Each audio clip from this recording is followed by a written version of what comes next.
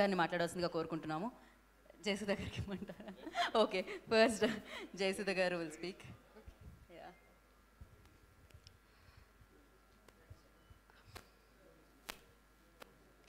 అందరికీ నమస్కారం.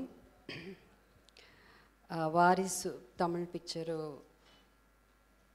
చాలా పెద్ద హిట్ అయింది. 2023 బిగినింగ్లో ఇంత పెద్ద సక్సెస్ రావడం చాలా సంతోషంగా ఉంది. ఈ సినిమా అందరూ చెప్పినట్టే చెప్పాలంటే చాలా చెప్పాలి. ఆల్మోస్ట్ 1.5 year మేము షూట్ చేసాము. సారీ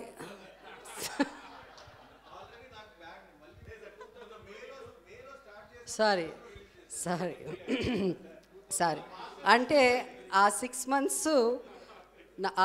months మా దగ్గర ఎంత పని చేయించాడంటే 1.5 year పని చేసినట్టు మాకు అనిపించింది. అంత మా చేత పని తీసుకున్నాడు ఆయన. నిజంగా చాలా హార్డ్ వర్క్ చేసాం మేము ఈ సినిమాకి. అంటే ఫ్యామిలీ డ్రామాలో హార్డ్ వర్క్ ఏంటని మీరు అనుకోవచ్చు, కానీ సినిమా చూస్తే మీకు అర్థం అవుతుంది. అండ్ దిల్ రాజు గారు ప్రొడ్యూసర్, వారి గురించి చెప్పాలంటే నేను ఇంతకుముందే మీ అందరికి తెలుసు, నా second innings of my career నేను ఆయనకి ఆల్రెడీ డెడికేట్ చేశాను.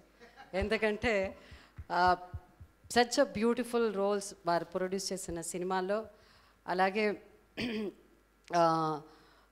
మీకు తెలుసు ఆ సినిమాలన్నీ చేసాం, కానీ ఈ సినిమా తమిళ్ సినిమా ఒక ఇంతకుముందు అంత దిల్తో ఎవరు చెప్పారు?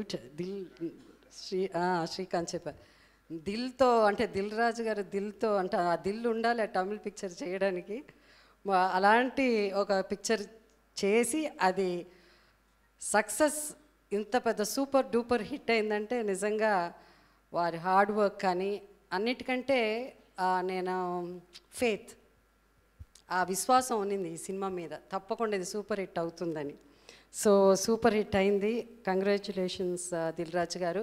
ఇలాగే కంటిన్యూగా అప్పుడప్పుడు నాతో సినిమా తీస్తూ ఉండండి. తర్వాత the captain of the ship అన్నట్టు మా వంశీ పైడిపల్లి. మేము వన్స్ అగైన్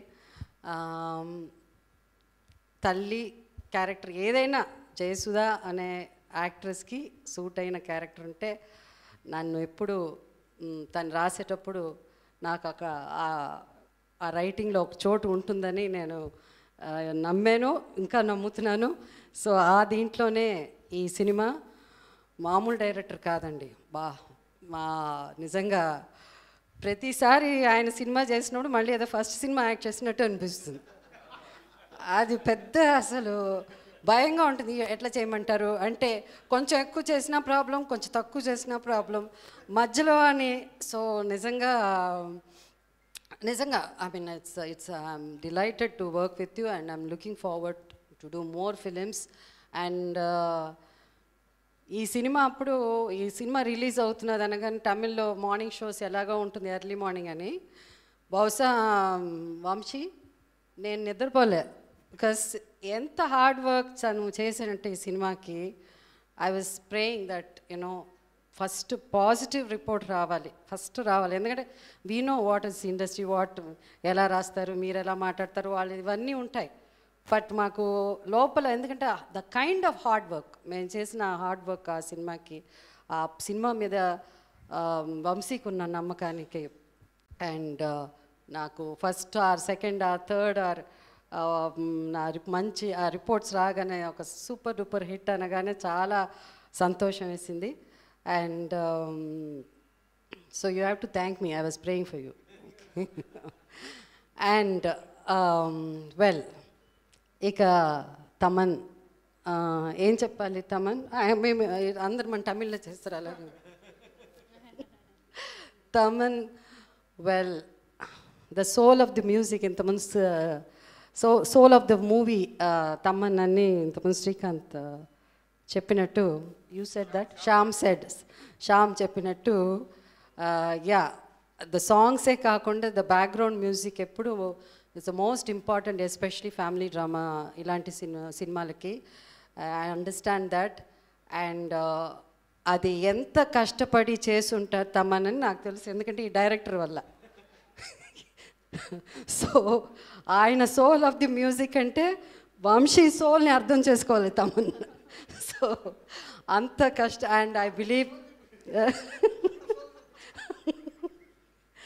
సో అంటే ఒక మ్యూజిక్ డైరెక్టర్కి ఒక హీరో ఒక డైరెక్టర్ వాళ్ళంత పేరు ఒక మ్యూజిక్ డైరెక్టర్కి రావడం అన్నది ఎప్పుడో వస్తూ ఉంటుంది, అప్పుడప్పుడు వస్తుంటుంది.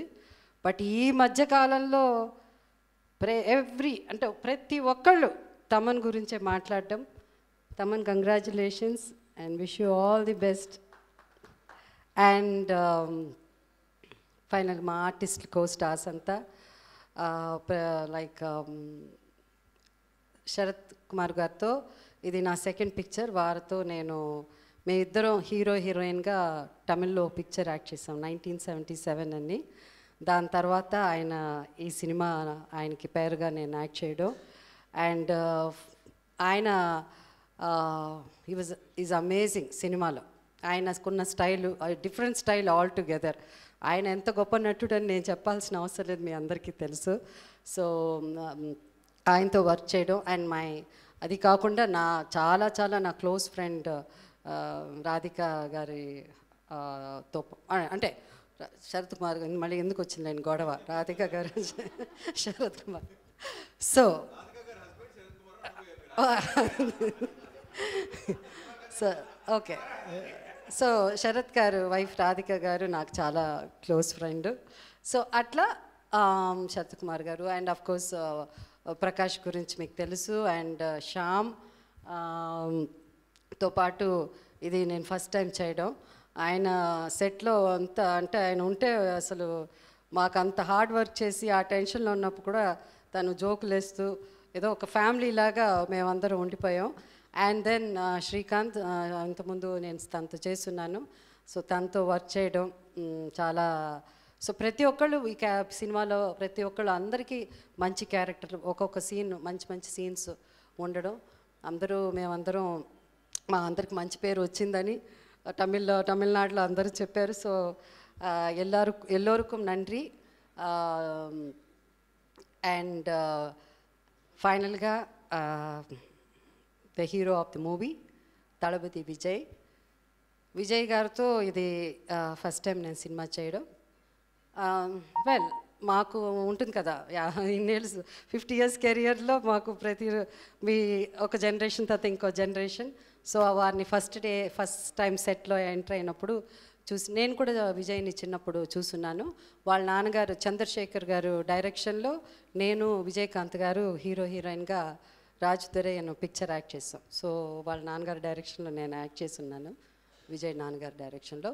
అండ్ సో విజయ్తో యాక్ట్ చేయడం అన్నది నాకు కూడా ఒక ఫస్ట్ పెద్ద హీరో ఎట్లా ఉంటారో ఏమిటో అది మా శ్రీకాంత్ చెప్పినట్టు.